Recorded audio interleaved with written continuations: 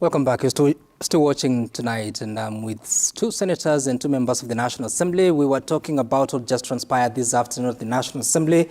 Of course, after Speaker Moses Wetangula read out the position of the chair in as far as the removal or replacement of Sabina Chege as the Deputy Minority Whip. And of course, that saw chaos erupting to an extent that the sitting had to be suspended for about 15 minutes.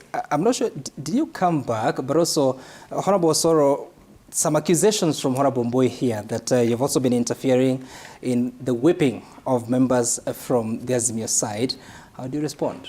No, it's actually very wrong for Honorable Mbui to impute improper motives on the majority leader, especially because he actually mentioned him, and the members of the majority side, as far as whipping and the whipping of members is concerned. Honorable Mbui knows very well that the whipping and whipping of members as far as committees are concerned is a matter that is done by the selection committee or committee on selection. It is not something that is done by majority leader or majority whip or himself or any other person. It's a whole committee that is comprised of members from both the minority and majority. And whatever decision that is made by that committee is final. But even in regard to what happened this afternoon, you will notice that he's also accused the majority of interfering with their leadership. But it's on record. The screens were there. We were all calm as they were fighting within themselves in the minority side. What was the fight like? We didn't see that. What happened is, after the speaker made the ruling, Honorable Millie Odhiambo rose from her seat and straight moved to Sabina, and trying to pull her from the seat of the deputy minority whip, physically. Is that factual? Very factual. And in fact, it actually hurt Sabina. Sabina is actually in hospital as we speak, and it's really very sad. Which hospital? No, she's in hospital. I don't need to disclose, but it's actually in hospital. Which hospital, Honorable Osoro? You've just asked me why she suspended, the speaker and you told me she's in hospital. Which hospital? But she's in hospital. She's not in hospital. Those are details that can be disclosed. They're personal, medical. What is the ailment? What is the condition? But you even reported yourself that Sabina was hurt, and it's all over in your social media. I'm asking, because you're saying that she's in hospital. She is. But those are records that can't be disclosed on air like it's that. not, exactly. I'm not asking whether what disease she's Senator Veronica, he made a statement, yes, which I'm trying to verify. I have actually communicated to her, unless you give her, she just told me, I'm still in hospital. So I haven't asked her which hospital in particular, but I'll ask after the show. Even if I knew, I wouldn't disclose about Senator the hospital. Veronica, please. But my point is this. The majority does not want to interfere or did not interfere with whatever happened in the afternoon. It was between the Azimio or the minority side disrespecting the speaker. And they know very well that you don't do that. And that is why they were actually suspended. Because really, the speaker is speaking, he's addressing, he's making a ruling, they are shouting, they are coughing as though there was kind of an influenza or some flu in their house. They are making some drama. And by the way, that is how they lose most of the things. We passed their budget appropriation bill, and Kenyans need to know. These guys are not doing their work as the watchdog of government. Okay. We were meant to debate for the budget appropriation bill, and that is what was going on in the floor of the House. Right. Azimio is supposed to check the budget estimates as they were brought by the committee, the committee on supply, or the committee of supply. But they didn't do that. They were shouting. They only focused on a simple thing, that they signed voluntarily, that they signed a coalition agreement with Jubilee, and forgot about the budget. They forgot about the appropriation bill that we passed this afternoon without their input. And next week, that is how we are going to pass the finance bill. They again cause drama, they go out, we'll get to the finance bill, just hold it, which is fine. That's your statement. But Senator Sifuna, you wanted to clarify on something, but also the focus of the Azimio coalition, with all these challenges that you have faced in making your changes within your leadership, but also how able you are to carry out the mandate of a minority party? Well, first let me just say that everybody can tell when you're telling the truth. We are endowed with the ability to read each other. As human beings, you can just tell when somebody is lying to you. And everybody can tell when we're being truthful on this show. But let me focus on the important things. Number one, nobody is obliged to accept an injustice that is open. In fact, they say you are not obliged to respect or to obey an unjust law. When we hear our brothers and sisters on the Kenya Kwanza side pontificate about the rule of law, in fact, Sam, I will take a step further from where my brother Robert Mbui left in terms of fidelity to political parties on which you were elected. It is not just the Political Parties Act that provides for that political hygiene. It's a constitutional principle.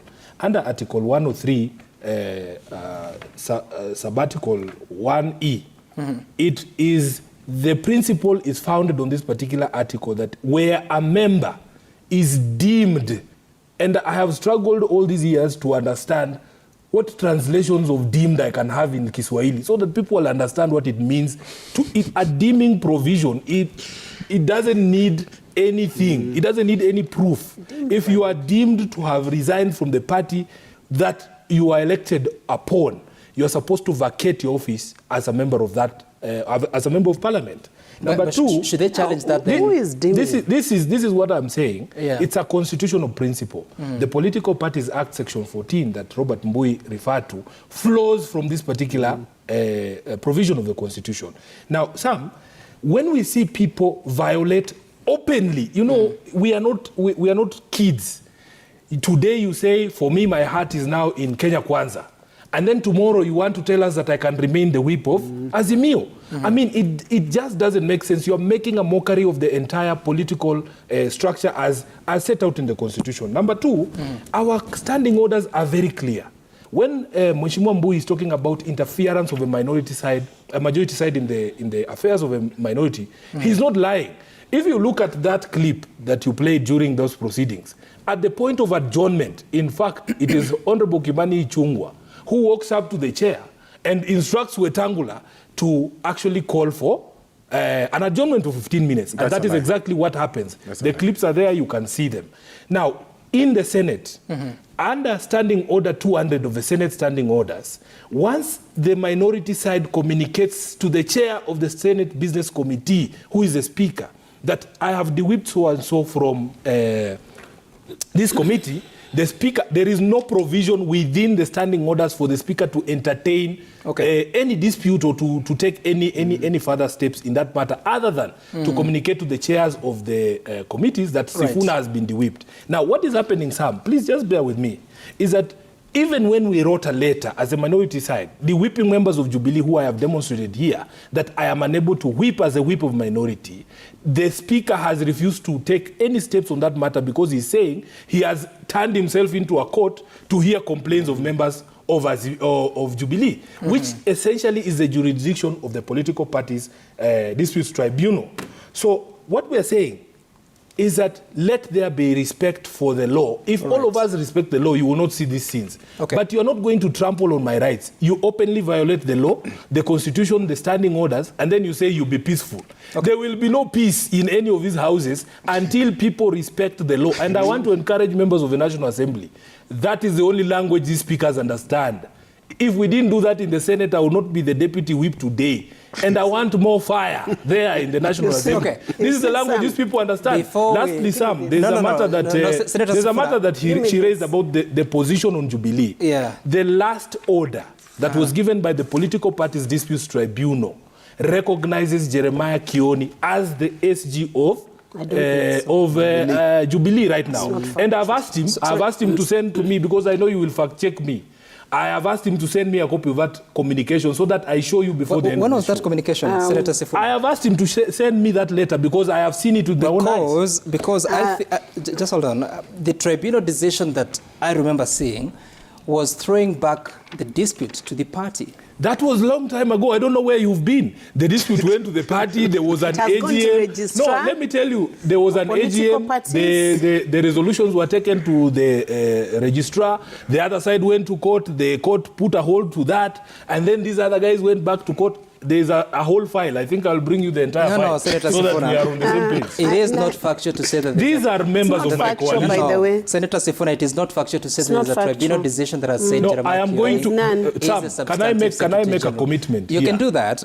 Because you know me, I it. don't tell lies. And we I am will going to give show you equal that document. Yes. to show contrary I positions. am going to show you that document here, and that is the last and standing position as we speak today. Please find it, Senator Sifuna. We still have time. I'll be glad to look at it. And Kanini Kega is watching the show, and he's saying that they haven't left the Jubilee Party. He's also saying that you broadcast in Arusha, as you have consistently mistreated them in the Jubilee Party. Senator Veronica, allow me to transition to the next conversation, and I'll start with you. And I'll transition, Sam, but give me like 20 seconds to just inform my senator here, my senator colleague, Senator Sifuna, that you cannot read that section, that article he's reading for you, without looking at Article 38 of the Constitution, that every citizen is free to make political choices which include the right to form, participate in forming a political party, to participate in activities. So there is a fundamental right carried out in Article 38, and which cannot be interfered with. And then when somebody is deemed to have resigned from a party, they follow it up with a resignation that has to be served upon the Register of Political Parties and has resignation to be is provided for separately. Let me say this. It is a technical procedure. Deeming is not Sam Gituku waking up and saying, you are deeming now, I'm not in UDA, I'm in another party. Resignation is provided for separately. When we are in the same party, and you say it's a deeming. This will not a deeming. Because Senator Veronica Maina, Senator Edwin Sifuna, Honorable Silvana Sosoro are all lawyers. They are reading the same law, different interpretation. One to us, Bui and myself. And of course, let's transition to the next conversation. President William Ruto at the National Prayer Breakfast yesterday spoke